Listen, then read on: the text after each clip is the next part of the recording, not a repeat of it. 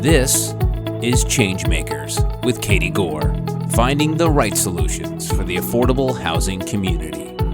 Welcome back to the second part of my chat with ChangeMaker Stacy Spann, the Executive Director of the Housing Opportunities Commission of Montgomery County. He's also an adjunct professor at the University of Maryland and a member of the Professional Development faculty at NARO.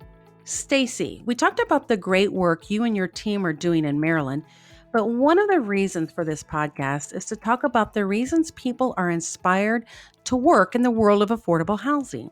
Everyone's path is different, and I've heard that you used to work in Wall Street. How did you end up in this field?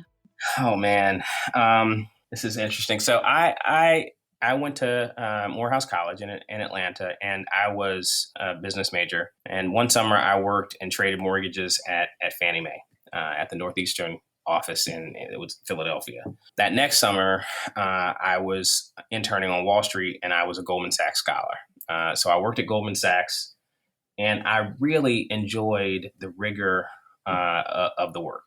As I was graduating from college, it felt like Wall Street might be a thing that had something to teach me. And the truth of the matter is, I enjoyed much of it, but it felt like I had a calling. And economic and community development work felt like the right thing for me. And so I left to go work for the Upper Manhattan Empowerment Zone and was part of the team that really focused on density in Harlem and kind of revitalizing Harlem. We brought the first Starbucks there and worked with Magic Johnson and his team to bring a mall and theater there. And it hadn't had that in many, many, many years. It felt like from there, housing was the thing that made the most sense. It was the thing that my family struggled with when I was a child. It was the thing that every single family has a connection with. Every single industry has a connection with housing. You begin your day somewhere, hopefully safe and secure, and you end your day somewhere, hopefully safe and secure. And so when my wife and I were expecting our first son, I was offered an opportunity at Baltimore Housing, and the rest is history. That was 2004. And I can't seem to shake the housing bug. Your background also includes Assistant Commissioner of Development and Finance in Baltimore, and you've been involved in community development block grants, Office of Homeownership, Office of Project Finance. How did these development experiences shape what's your development goals and what you're doing now? The truth is it forced me to think about this housing model differently and what we ought to be doing every single day is figuring out how to change the way we house folks. It should not, housing is as much a right as anything else in these United States, but we need to take that, supercharge it, and ensure that there's real community connectivity and recognize that that's the fuel that offers real opportunity for families that we're supporting. The thing is, we're supporting families who make market rate, affordability, income, on down to folks who have almost no resources. The question we have to ask ourselves every single day is how well are we serving each one of those customers? How much of a choice is housing to each one of those customers? How important is it that we treat every single person with a level of dignity and respect, regardless of their income or their background? And how should we position ourselves so we can be best servicing that family's goals and helping them fuel their future? How do you get your team to embrace that understanding of dignity and respect and service? How do you make that your mission, not just in your level, but throughout your organization? First off, I think we have to recognize that our customers have choices, and we ought to treat them as if they have choices. But mostly, it's making sure they're a priority. That doesn't mean we're going to get it right 100% of the time. We don't. But when we do get it wrong, it means taking stock of it, making an adjustment, and ensuring that service is something that exists from top to bottom in our organization. I'm no better than anyone in this organization. I serve a function that's distinct, just as anyone else does, and making sure that the folks that we're recruiting and retaining really want to be of service to this community. And then I think it means fiercely working to put ourselves out of a job, because that means that we've truly changed the way we're housing folks. And then I think from there, measure what we're doing If that measurement isn't accurate, talking about it, starting somewhere else, measuring that, and looking at those results and trying to understand if we're really getting what we need, and when we're not, adjusting. Mary Ann Scully, the president and CEO of Howard Bank, once said that you have the ability with your heart to understand the emotional factors and the ability with your head to understand the complex set of problems that are faced by individuals. How did you get to such a unique understanding of what needs to be done and what people are going through? Well, first off, that's incredibly gracious of Marianne.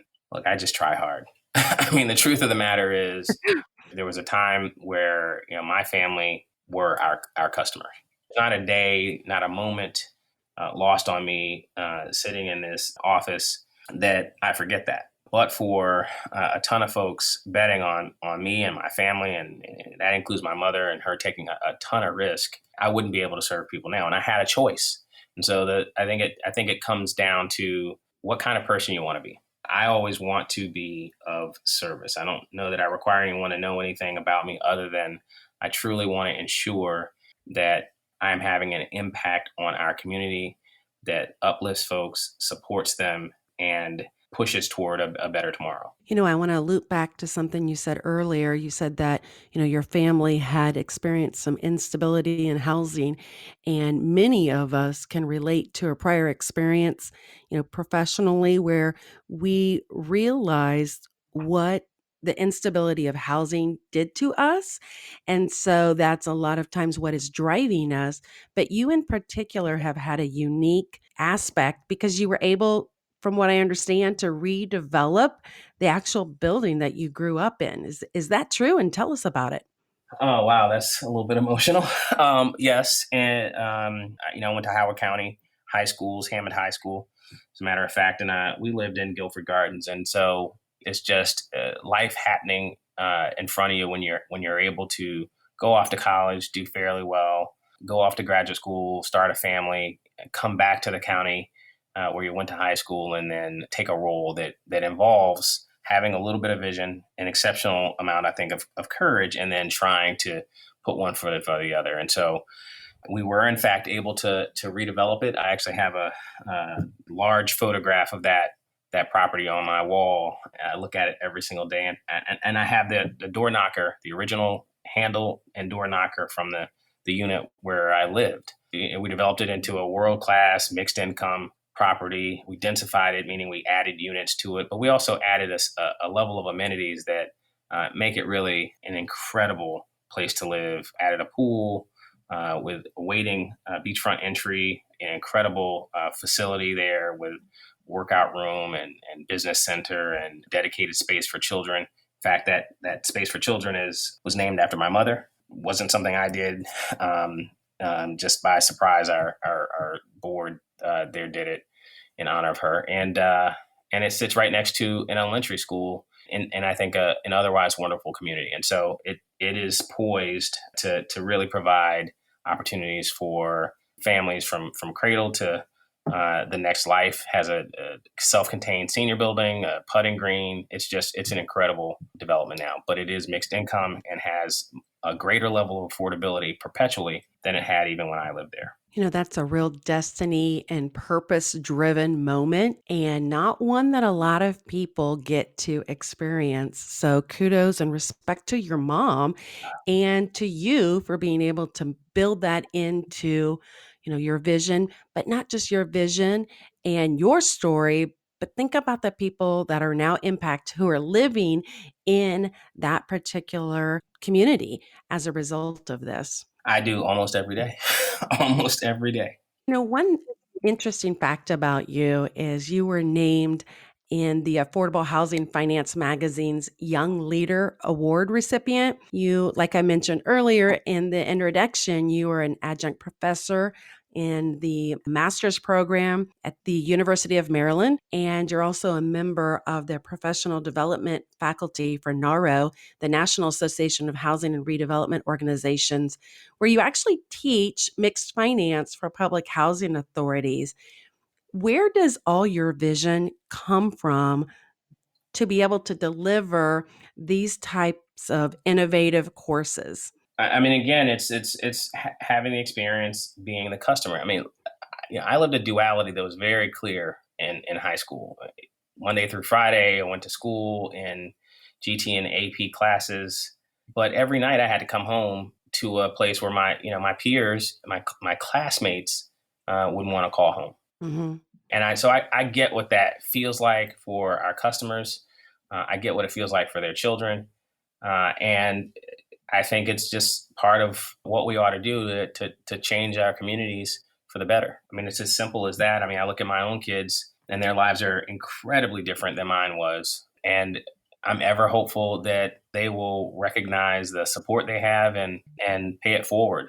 And I don't think I did anything. I've done anything extraordinary. I think I'm a part of this whole community that functions and certainly has its dysfunctions. But I just had a calling and impulse that I needed to do something different. And fortunately, I had the opportunity to do it. Ken Ullman took a chance on me and hired me from Baltimore, and gave me space to make some changes there in Howard County. And we had great support from the county council there during the time. And the board here at Housing Opportunities Commission continues to do the same thing. And I have a team here that is second to none probably in the nation.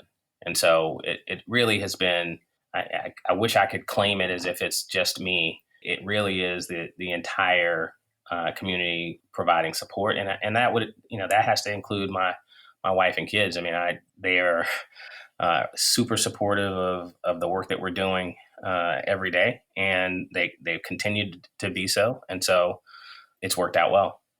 I mean, that's really it. It's worked out well. You've laid out a lot of the things that makes your credibility, and I'm sure your persuasion and, what drives you in this space. I can't help but ask, what would you say to somebody who's going to listen to your words here and listen to your path? What would you say to somebody about how to maintain the focus and how to come out on the other side with a level of resilience that doesn't break them, but really helps them understand that continuum is a continuum of strength? What would your words be? First of all, I think that you've got to figure out what it is that energizes you and then re-energizes you. And for me, this space has been it. And then I just ran at it with real interest. And the truth of the matter is, I want to be the best at this particular business that I can. And so that forces me every single day to reflect, grade myself, and figure out how to get better every day. But it's not without its struggle. It's not without its challenges. It's certainly not without opposition. There are folks who would have us not build any affordable housing or develop any housing programs. And so I think you've got to look at that in earnest and take a deep breath, sometimes put your head down, and then, sort of push through it. And then I think it is also about finding those folks, whether they're mentors or team members, castmates, if you will, that can support what those dreams are for betterment, and then ask them to challenge you. And so the team here challenges me every single day. My family at home challenges me every single day. And I think that's, I actually embrace that. And so I embrace the challenge and look forward to trying to be better at it. I don't know that I'm actually letting perfection be the enemy of the good. I mean, it's all steady progress. And I think, and sometimes it's slower than we'd like, but it's steady. I think that having that blend of a team that has your vision, but not just, what you said is so crucial, not just that you have the vision, but have the ability to challenge you and have the ability to actually push the edge in innovation or metrics or whatever that is. So that's a unique component that I think a lot of people are missing. And so I want to highlight what you just said there. Well, thanks.